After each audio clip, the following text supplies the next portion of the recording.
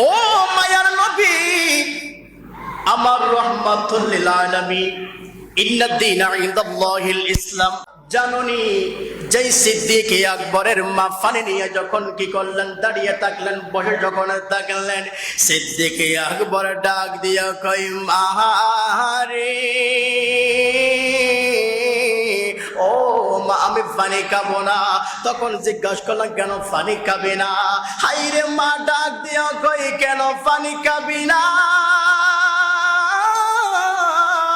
কেন পানি খাবি না? তখন সিদ্দিক আকবর বললেন, মা, আমি যাকে ভালোবাসি জানের চাইতে বেশি মহাব্বত করি, যতক্ষণ পর্যন্ত আমি রসুলকে দেখব না ততক্ষণ পর্যন্ত আমি সিদ্দিক আকবর পানি পান করব না। জোর বলুন সুবহানাল্লাহ।